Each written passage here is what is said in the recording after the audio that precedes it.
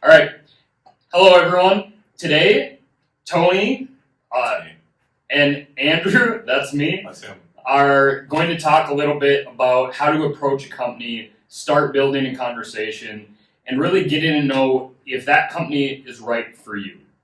And we're going to start by talking a little bit about how to target them, how to figure out, number one, a little bit of background about the company long before you ever apply to the company. And one of the ways to do that is looking at their website, identifying their core values, and starting to think about how you align with that company.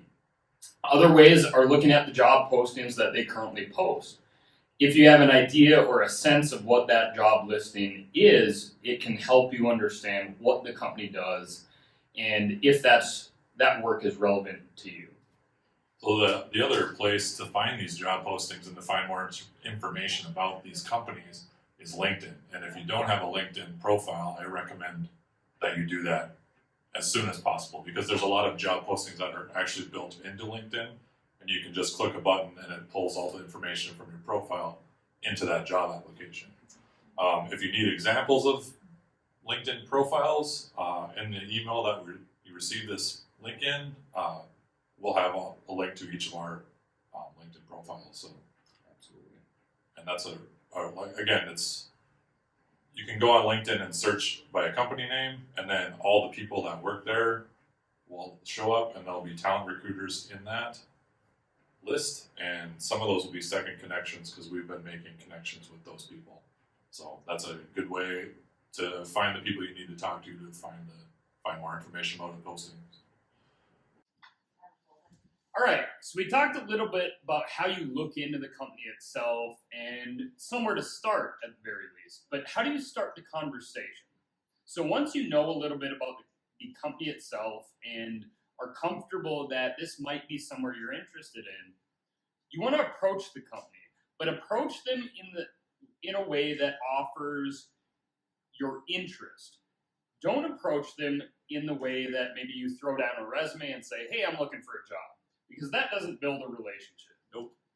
And we want to build relationships with these companies. We want you to know how to do that. So that can start with a phone call where you call up the company and you ask, hello, so-and-so company, can I get a conversation with someone in your engineering department? And they say, why? And now you start a conversation with them.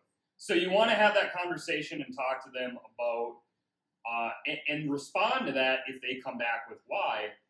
I'm very interested in learning. I'm going into my third and fourth year of engineering education, and I really want to know if engineering is right for me and if this particular field of engineering is what I'm interested in. And that would be also a good time to share what you know about the company and how that aligns with what you're looking to do as an engineer. Absolutely, Tony. And so another method that really sets you apart from other students who are looking for co-op opportunities, looking for internships, is simply show up. If you show up to the company and you ask, hey, I've driven by here before, I'm really interested in what you do. I read online that your values are this, this, and this, and I want to see how a company actually implements these solutions and really want to learn about your process so that I have a better understanding of the field I'm about to go in for the next 30 years. And that also brings up a good point. When you walk in the door, you don't know who's at the reception desk. That might be the human resources manager. That might be someone filling in or covering for someone at lunch. That might be the engineer you need to talk to. So come in and treat everyone there like they're going to give you the job. So it's important you never know who you're talking to, so talk to everyone like they're the person you need to talk to. Yep. Does that make sense? And approach each and every person as if you're building your professional network, because that can be all your intent is. And that's all you need to communicate to them, is that you want to build your professional network. It doesn't have to be from the perspective of you learning about their company. It can simply be that you are going to be a professional in the engineering field and would like to have some professional connections that you could bounce ideas off in the future. So now that you've built that dialogue with a company and you know some people there, now's the time to ask to job shadow. And what a job shadow is where you team up with someone from their engineering department and you follow them around for the day to see what that engineer does. This is going to give you a really good feel to what your day is going to look like at that company. It also gives you an opportunity to network with engineers at the company. So this is a really good time to work on those interpersonal communication skills, and which is shaking hands, making eye contact, repeating names, and asking questions that keep the conversation going. Remember at this point to collect business cards from the people because they have an email address that you can send them a thank you for spending time with you, as well as a name that you can connect to them on LinkedIn. LinkedIn again, do it. So now that you've done the job shadowing, you've built this rapport with the company, now it's time, if you've decided that this company is right for you, now it's time to get your resume ready and send them a resume and cover letter. For the students in cohort 1, you've been working on us with your resumes, now it's time to work on that cover letter. So it's important to highlight a few things about the program. Because you are a student engineer, you're going to be going there for a co-op, they need to know about the program that you're in. So the important outcomes for the Bell program, while you're in the Bell Academy, which will be your first junior level experience, you're going to work on 3 different projects, and those are going to be for industry clients. So that's engineering experience that you can put on your resume. You're expected to meet the professional expectations of an office environment or an industry position. You're going to learn SMART goal setting, and as well as developing and following action plans. You're going to have experience in project and time management, and you're going to learn how to do presentations to different audiences. And this is really important, and I think it's overlooked a lot of times. You're going to be able to present, you're going to have experience presenting to large and small general audiences. So those are people that maybe don't have a technical background, they're not the engineers at a company, they don't have the technical expertise on what you're presenting on. You need to present to them differently. So you're also going to have experience presenting to large and small technical audiences. So you'll get experience in one-on-one presenting, which would be like for your fundamental principles and your oral exams at the end of a class, and also design reviews with your client from these industry projects. I'm going to put that W in there now. Not so timely, but just in time for the video.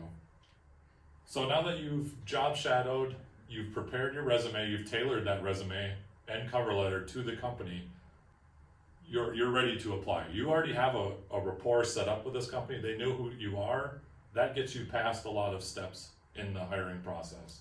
So again, your resume is tailored, your cover letter is prepared and tailored to the company, and as well as an industry handout that we have prepared that you can send with that in a packet of information to the employer. Okay, so now we've shared a strategy with you that you can implement when looking for a co-op, an internship, and continuing on once you're looking for a full-time position. It's a great way to identify if that employer is right for you. And coming from an employer perspective, having gone through the hiring process, having developed relationships with people, I had to decide whether or not I was going to invite into this company that I was at in industry. I want you to build a relationship with me as an employer. I've gone to job fairs where someone comes in, throws down their resume, and walks out. It makes you seem like you can't work on a team or that you don't have people skills, which I need you to have when working on the shop floor. So in essence, the employer perspective is that I want you to engage me, to start a dialogue, to begin talking about who you are and what your interests are. And it doesn't have to be about a job. In fact, it shouldn't be.